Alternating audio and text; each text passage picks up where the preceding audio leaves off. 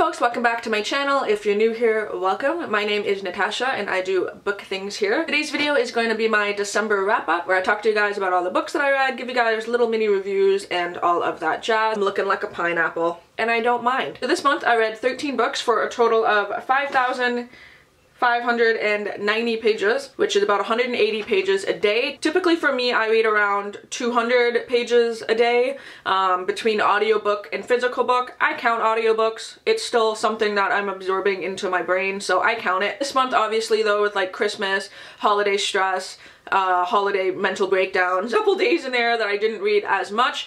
But I've sort of made up for that by reading a lot in the tub. I've been reading like a shit ton in the bathtub to the point that like I will fill up the water like 4 times and I will like bring a meal and like beverages and like a phone charger and I'll sit in there for like 4 hours. I'm not even kidding. It's also like so cold in Canada. Like you can't go outside without pretty much freezing to death. So you have 3 things to do. You either like, you know, bundle up and watch Netflix, or you bundle up in bed and take a nap, or you read books in the bathtub for 4 hours. And yeah, don't hate.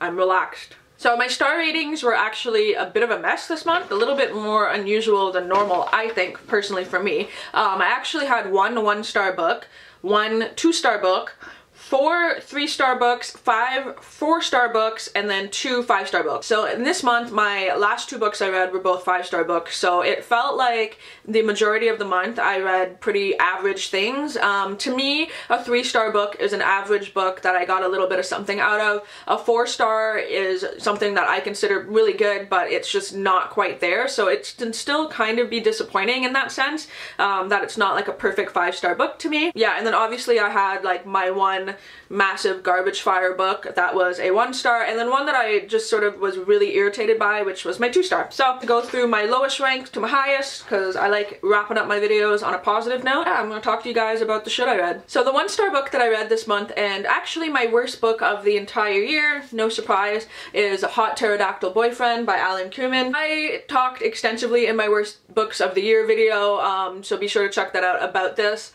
This was just in like a league of its own in terms of how bad this was. However, I do want to update you guys that I will be filming another video talking about this book. I have actually went on a Google, Twitter deep dive all about the author, why this book was written, how it was published, how it was pitched to publishers, how it got picked up by publishers, how it was marketed, how it got its popularity, all kinds of stuff. I spent 4 hours literally deep diving and scrolling through articles and finding out more about this book, and I have thoughts and I have opinions.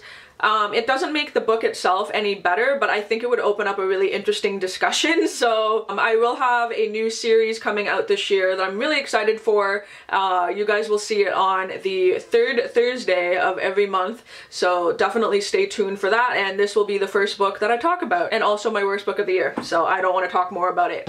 It's a guy who is a pterodactyl, and he's hot. That's basically that. Next is my 2-star book of the month, and it's kind of sad because it's a beautiful book and I'm definitely keeping it because I love the cover and I love the spine, and I'm a sucker for yellow, obviously, and that book is How to Break a Boy by Lori DeVore.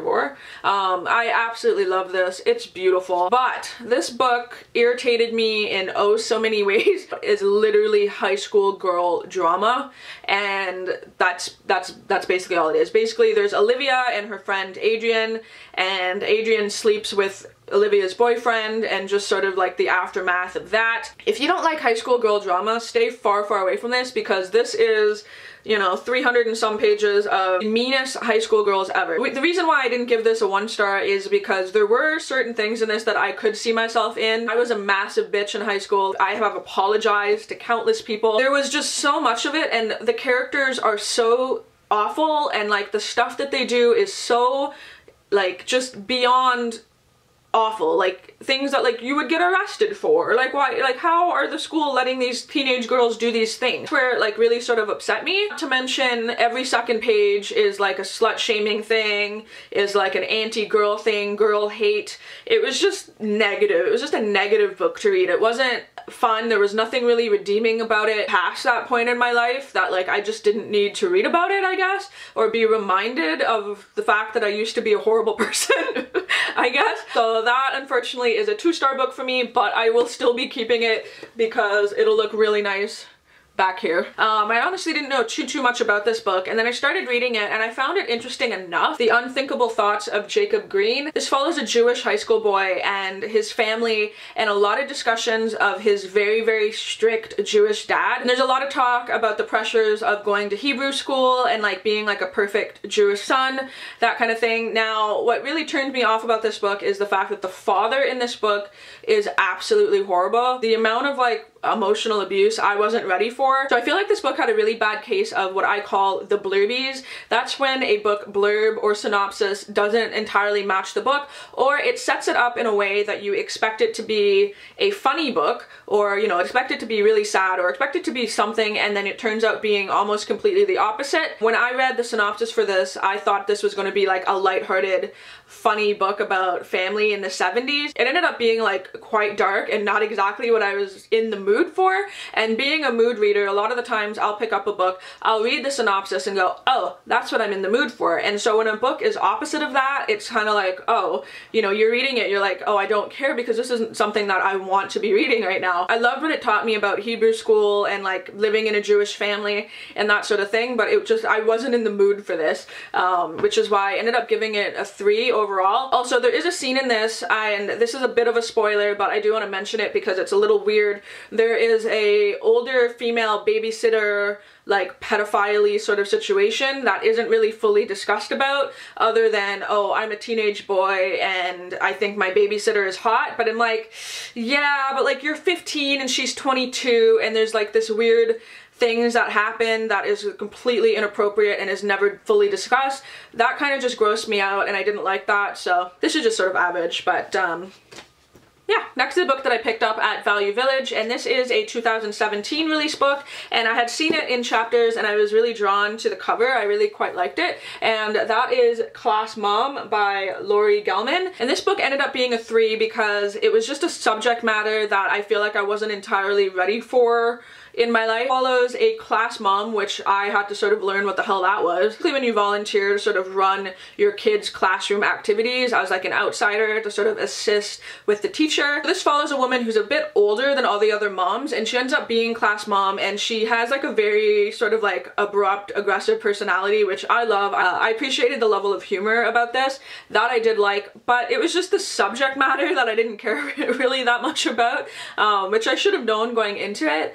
And then I also listened to this on audiobook, and this had a bad case of bad audiobook. It was the author's own voice narrating it, which I typically like, but in this book there's a lot of emails, and after a while you get really sick of listening to like blah blah blah at blah blah blah hotmail cc blah blah blah blah blah blah, like 9 p.m. at night. Like it was just like repeating this like email format, and I just could have done without that. It should have been a book that I read in physical format, but I obviously didn't know that before like I got right into it. But I did love the level of humor, and I did have a couple of good laughs about this. But yeah, also I really don't suggest the audiobook. I like read it in physical format. Next is a book that I did rate a 3 on Goodreads, but it's really between a 3 and a 4 for me. Is the first Stephen King that I read this month, and that is Revival. So this follows the character Jamie, and it talks about his relationship with a man that comes into town, Reverend Charles Jacobs. So there's Jamie and Jacobs, which is like a little bit confusing, especially when you're listening to it in an audiobook. Jamie meets the Reverend when he's really young, like a little boy,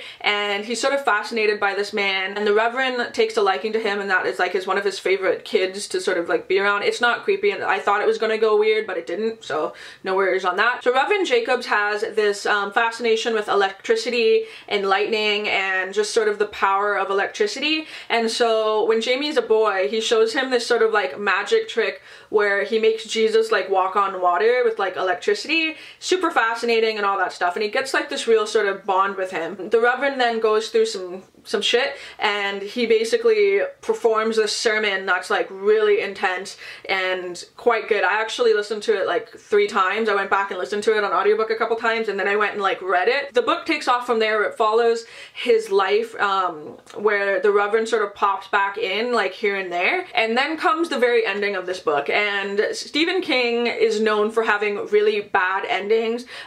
He can build characters, but sometimes his endings are just like the fuck, or they're just not good for the book. This one was one of the ones where I thought it was good, but I did have to go back and listen to it a couple times, and then I actually had to like go back and physically read it because I wasn't sure what was going on. It just happened very, very quickly. Like, it felt like I read, you know, however many pages, 400, 300 pages of character building, and then the climax happened in like 3 pages right at the end.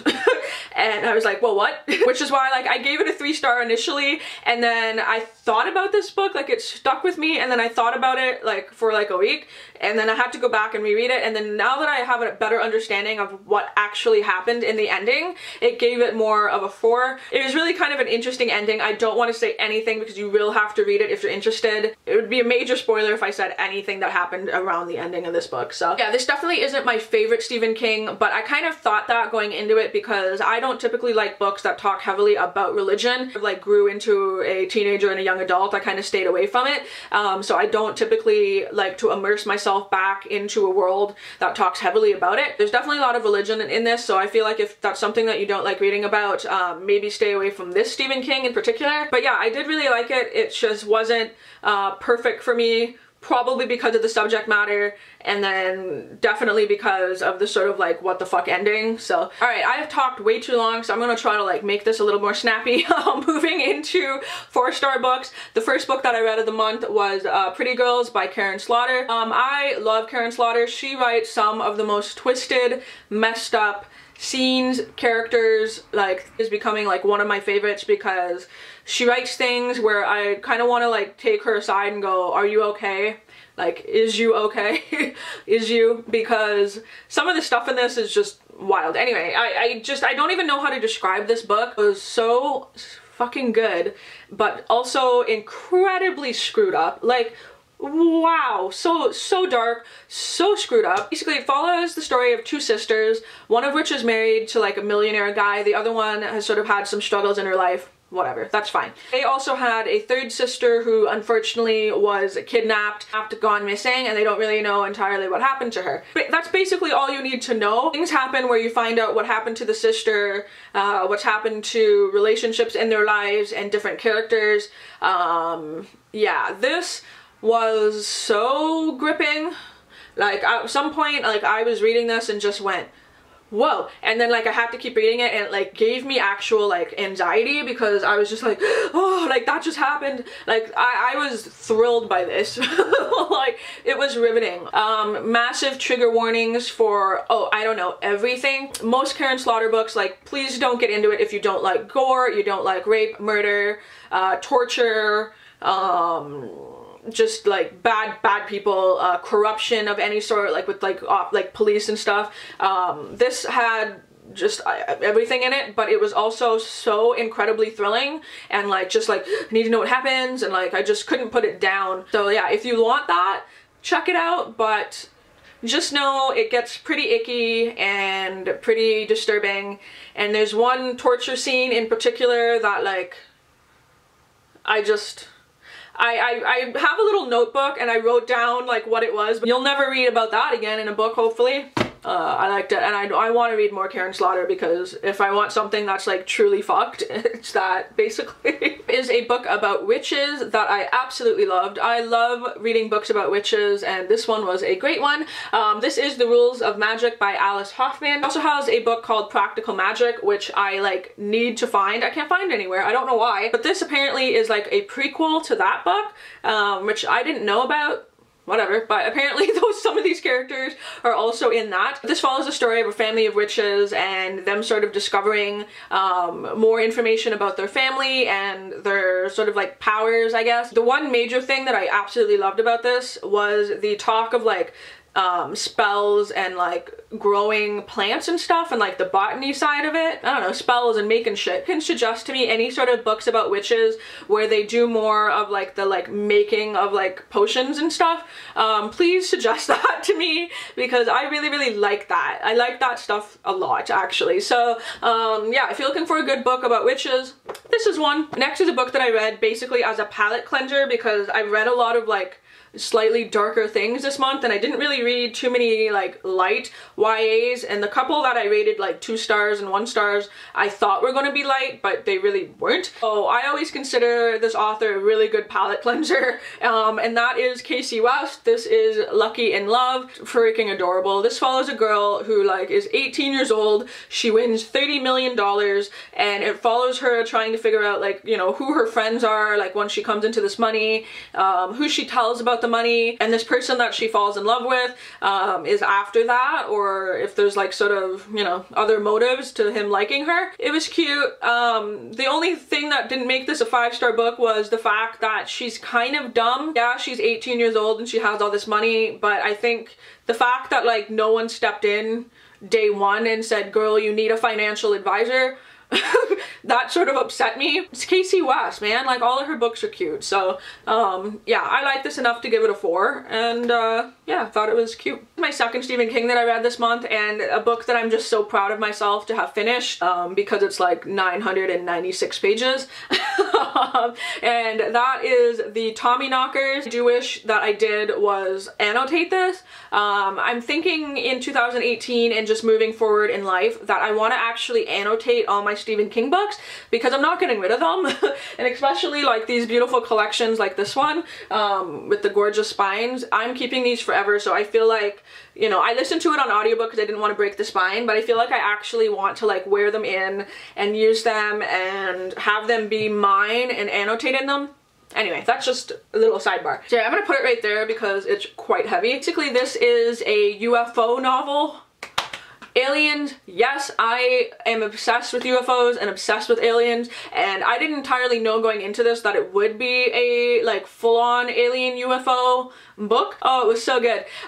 This had so many different like elements in it that made it so much fun to read. I just loved this book. I loved it so much. To be honest, I think I might want to reread it and it'll probably be a 5-star book for me, but for now it's a 4 because there were things that I didn't like so much. This follows one character, but as the book progresses in typical Stephen King fashion, it talks about an entire town. Like how this man can write an entire town in that you know the entire town. Like, that's one thing I love about like Stephen King's long novels typically, is that you get such an idea of like where this place is, the people that live there, how they act, how they react. Like it's just, oh my god, like it's just amazing to me. So I could see how some people might be bored by that, but like I love that about his writing. So this follows mostly Bobby Anderson, and she stumbles across this like metal thing sticking up in the woods, and she is just drawn to continue to dig it out of the ground. And digging it out of the ground obviously brings like different consequences, and her friends sort of come to help her out and stuff, and then eventually the whole town is affected by this. What's really fun about this is the way in which the town people are affected. I feel like this book doesn't have like a really big spooky climax, but there's so many little creepy things that happen all throughout like 1,000 pages that like there are things where I went, oh, okay, like that's kind of funny, or like, ooh, that creeps me out, or like, ooh, that's interesting. Yeah, like it just continued to give me more and more fun things. I watched Stephen King in an interview once, and he said, you know, the more elements that you can put in a book that individually might not be scary, but when you place them together are really freaky. That's I think sort of what happens with this, is that there's so many like little things that happen that just make this town like so spooky, and sort of how that comes about is just, it's great. It's just great. I liked it a lot. Okay, I really like aliens. If you're looking for a long ass book and a long Stephen King, and you like aliens and sort of like a slow build of like finding out what happens to a whole town, I highly suggest this. This was fantastic. The last 4-star book this month is one that I don't have to talk very much about. I just am going to show it up and be like, yeah, I liked it. I read book 1 of the Mortal Instruments series, City of Bones. I just like this. This is not a genre that I typically read, but I read it and I really enjoyed it, and I like sped through it like nothing basically. And what this book did for me was give me just enough of the characters and just enough of the world that I do now want to continue the series. I'm not gonna lie, it's not the most brilliantly written thing, but I enjoyed it, so I gave it a 4. And moving on to my last 2 books of 2017, both were 5-star books for like very different reasons, but one that I was like most excited for, and I kind of did guess that it would be a 5-star book, and that is Night Film by Marisha Pessl. This book, again, I'm going to put here because that book is so heavy. I don't know what that book is made out of, but it is like, it just is dense, like it weighs so much. I ended up reading this mostly in the bathtub, and I had full-on like hand cramps. Like my hands were broken. I had to like put it down and take breaks and like massage my hands. Anyway, it's heavy. Yeah, I don't even know how to describe this, I'm not gonna lie. This was just a book that like, if you're interested about reading this, just read it. This is one that does have like mixed media elements in it. It has, you know, case files and like pictures and emails and stuff. But what is this book about? This follows Scott, who is an investigative journalist. Follows the death of a young girl who was the daughter of a really well-known movie producer, whatever, movie guy. The guy himself is very secretive, very like underground. His movies are known to be like on like sort of like the movie black market. Like you have to be like a very select few to like watch them, stuff like that. It's very secretive. It's really fascinating actually. So he follows the story of this young girl's death and sort of trying to figure out more about this director. And it just gets so interesting and so fun. There's just a lot of things that this book touches on that I didn't expect. There is like that mystery element that continues all throughout the book, but then it also touches on what it means to be sort of like in the spotlight and what, I don't even know how to say it. It sort of talks about like what it means to be a sort of celebrity or somebody that people look up to, and how rumors about that person can affect their popularity and can affect just how people perceive them. I definitely thought that this book was going one way, and it was kind of like suggesting that, and then it went another way and I went, oh, okay, that's surprising. And then I thought, okay, now it's gonna go this way, and then it went, at the ending in the last like couple pages, it went completely a different way again. I didn't see it coming at all, and I loved the ending. I thought it was just like so fascinating. So finding out what happens to these characters, what happened to the young girl in the book, what happened to like her father, like the movie director guy, riveting. And like again, it was like a book that I was just like page turning like nonstop. Yeah, definitely a 5-star book. One of the better mystery thriller books that I've ever read, in that I had no idea what was happening, but in like the best way possible. The last book that I read this year, and the last 5-star book of the month, is the second book in the Diviner series. This is Lair of Dreams by Libra Bray. I realized I've been saying Libra Bray for like a year. It's a continuation of the Diviner series. It follows the same cast of characters that like we've known and love. I feel like the characters really come into their own though in this book. By far, hands down, the best audiobook I've ever listened to. So the lady that narrates it is having a blast. Like you can tell this woman put so much effort into these characters, in the voices, and like hearing the 1920s slang. Oh my gosh, so good. It's so good. I was just like, oh, I'm so in love with it, and I'm so happy I have the third book because I immediately need to find out what happens in the third book. I need to know. But yeah, if you've not yet checked out the Diviners, just do it, and definitely listen to the audiobook, because this was a 5-star book as I predicted, and I'm almost positive that the third one is also going to be a 5-star book. But yeah, that is all of the, oh no, I'm not going to pick that up. No, I'm not. I attempted, oh, maybe I will. That is all of the books that I read this month. Putting that down because I read like 3 over 600 page books this month. If you've made it this far, thank you for watching, and I am going to let you guys go because this is long. Let me know down in the comments if you've read any of these, your thoughts and opinions, and I hope everyone's doing good, and until my next video, I will talk to all of you soon. Bye!